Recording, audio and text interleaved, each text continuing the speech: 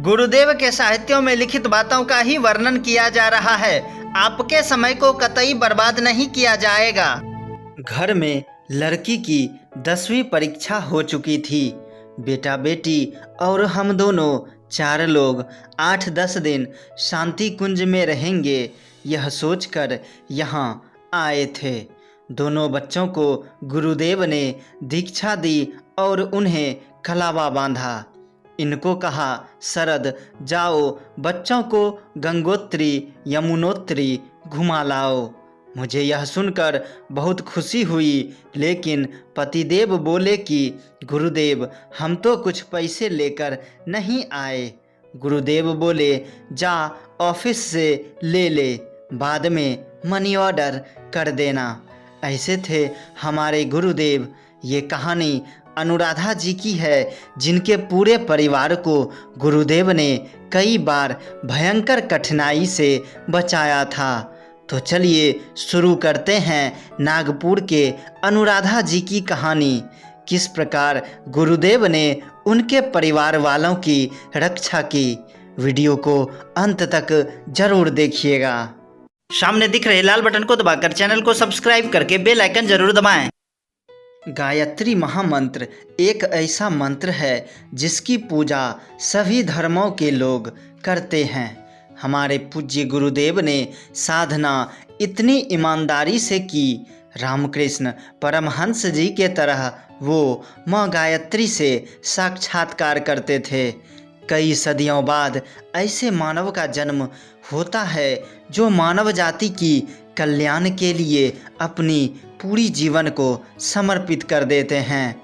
आपका समय गवाए बिना शुरू करते हैं नागपुर के अनुराधा जी की कहानी। अनुराधा जी का विवाह 1967 में हुआ था। मध्यम वर्गीय परिवार में वो अपने पति शरद जी के साथ बेहद खुश थी। वो पहले परम पूज्य गुरुदेव को नहीं जानती थी। जब वो ससुराल आई तो वहाँ घर का माहौल बिल्कुल अलग था। घर में गायत्री माता की पूजा की जाती थी। पूरे दिन परम पूज्य गुरुदेव की चर्चा होते रहती थी। अनुराधा जी कहती हैं कि विवाह के 1 वर्ष पूर्व ही उन्हें परम पूज्य गुरुदेव के दर्शन का सौभाग्य प्राप्त हुआ।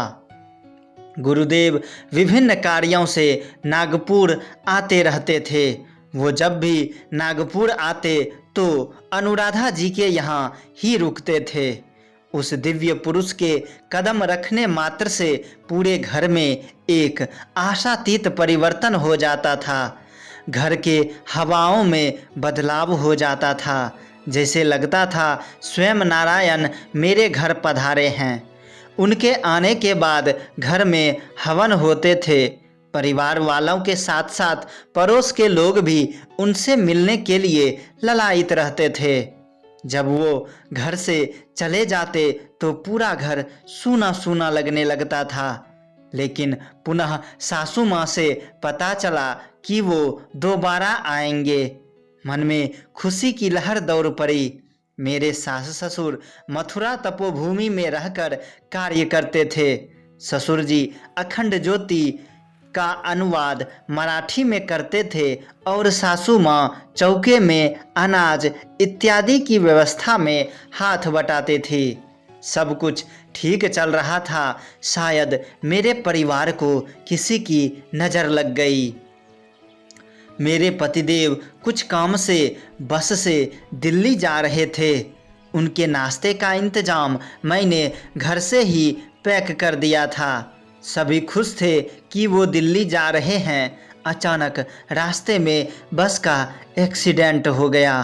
वो एक्सीडेंट इतना भयानक था कि बस के सारे शीशे टूटकर दूर दूर तक बिखर गए।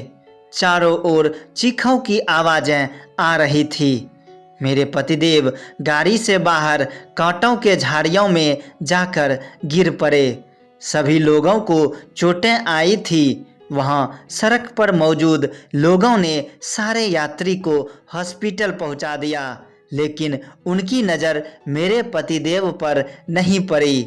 इनको चोट भी ज़्यादा आई थी और ये वहीं झाड़ियों में कराह रहे थे। रात का समय था, तभी एक गाड़ी आकर वहां रुकी और मेरे पतिदेव को हॉस्पिटल में एडमिट करा दिया। मेरे पतिदेव जल्दी ही ठीक भी हो गए। इनका पुनः दिल्ली से नागपुर के लिए टिकट था। उसी आदमी ने पुनः अपनी गाड़ी से इन्हें दिल्ली स्टेशन लेकर आए। नागपुर वाली गाड़ी पर बैठाकर वह वापस चले गए। मेरा पूर्ण विश्वास है कि वो कोई और नहीं, स्वयं गुरुदेव थे। पूरी पब्लिक को मेरे पति नजर नहीं आए, लेकिन इन्होंने रात के अंधेरे में अपनी गाड़ी रोककर पति को कटीली झाड़ी से निकालकर हॉस्पिटल तक पहुंचा दिया। बने रहिएगा हमारे साथ, क्योंकि शरद जी वो अनुराधा जी से जुड़ी कुछ और विशेष कहानी बाकी है। महज 1.5 वर्ष की उम्र में ही मेरे बेटे के सिर में एक गोला उभर आया। काफ़ी परेशान हुई, घर के नुस्खे भी अपनाए, लेकिन गोला छोटा नहीं हुआ। अंततः डॉक्टर के पास गई। जैसे ही डॉक्टर ने गोले को देखा तो बोले, ऑपरेशन के बाद कोई उपाय नहीं है। 1.5 वर्ष की उम्र में ऑपरेशन का नाम सुनते ही मैं घबरा गई। मन में अजीब सी डर हो गई कि मेरे अबोध बालक का ऑपरेशन होगा। फिर हमने अपनी समस्या गुरुदेव को बताई तो गुरुदेव बोले, डॉक्टरों को अपना काम करने दें, डरने की कोई ज़रूरत ही नहीं है। जब गुरुदेव के मुख से ये बात सुनी तो मन में संतोष हुआ। मेरे बच्चे का ऑपरेशन सफल रहा और बहुत कम समय में सफल भी रहा। अनुराधा जी कहती हैं कि हमारे जीवन में समस्याएं काफ़ी लगी रही। कोई भी कार्य सरलता से नहीं होता था, लेकिन गुरुदेव के पास समस्या रखते ही मन हल्का हो जाता था और जैसे तेजी से कठिनाई आती उसी तीव्रता से चली भी जाती थी। मेरी सासू माँ बताती थी कि पूज्य गुरुदेव मथुरा तपोभूमि में रहा करते थे। इंसानों की छोड़ो, जीव जंतुओं को भी उनसे प्यार हो गया था। एक दिन गुरुदेव मथुरा तपोभूमि छोड़कर शांति कुंज हरिद्वार जाने वाले थे। चारों ओर व्याकुलता का माहौल था। बेटी विदाई से भी ज़्यादा दर्दनुमा हवाएं चल रही थी। सारे मथुरावासी रो रहे थे। साफ साफ शब्दों में कहें तो सासू माँ के अनुसार भगवान कृष्ण गोकुल से मथुरा गए तो गोकुलवासी व्याकुल हो गए। उसी तरह का वातावरण गुरुदेव के मथुरा से हरिद्वार जाते समय हो गया था। हम लोग शांति कुंज आते थे, गुरुदेव का प्रवचन सुनते थे, उनसे बातें करते थे। उनके प्रवचन में, बातों में इतनी करुणा थी कि सुनने वाला उसमें डूब जाता था। गुरुदेव के साथ बिताए वो क्षण मैं ताउम्र नहीं भूल सकती हूँ। यहाँ तक वीडियो देखते हुए सभी नहीं पहुँचे होंगे। आप पहुँचे हैं तो आप अवश्य ही विशेष हैं। बस कुछ ही समय बाद वीडियो समाप्त हो जाएगी। अनुराधा जी कहती हैं कि जीवन में कुछ न कुछ होते रहता है, समस्याओं के बिना जीवन नीरस है। एक दिन मेरी बेटी का भी एक्सीडेंट हो गया। रास्ते में खून से लथपथ पड़ी थी। बहुत सारे राहगीर बस तमाशा देख रहे थे। किसी में बच्ची को उठाने की हिम्मत ही नहीं हो रही थी। एक राहगीर आगे आया और बच्ची को हॉस्पिटल में एडमिट करवा दिया। पुनः मैंने गुरुदेव को फोन कर अपनी जटिल समस्या से अवगत कराई। गुरुदेव बोले, घबराने की कोई ज़रूरत नहीं है, आपकी बच्ची बहुत जल्द ठीक हो जाएगी। मेरी बच्ची ज़्यादा सीरियस थी, लेकिन फिर भी वो मात्र 4 दिन में अस्पताल से छुट्टी लेकर घर आ गई। कोई समझे या ना समझे, मुझे पूर्ण विश्वास है कि गुरुदेव ने हर कठिनाई व विषम परिस्थिति में मेरे परिवार की रक्षा की। क्या आपके साथ भी ऐसी कोई घटना हुई है तो कमेंट करके ज़रूर बताएं। आपके सलाह व मार्गदर्शन का तेजस युवा परिवार स्वागत करती है। अपने एक गायत्री परिजन को वीडियो शेयर जरूर करें।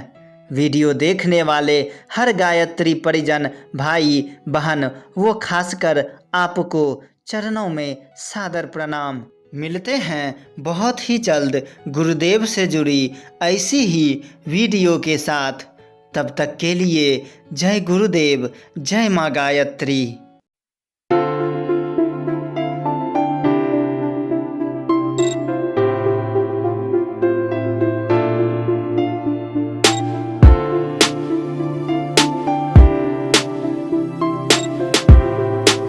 बड़े चैनलों को सब सपोर्ट करते हैं, क्या आप अपने इस छोटे से युवा परिवार को सपोर्ट नहीं करोगे? सामने दिख रहे लाल बटन को दबाकर चैनल को सब्सक्राइब करके बेल आइकन ज़रूर दबाएं और स्क्रीन पर दिख रहे नेक्स्ट वीडियो को ज़रूर देखें।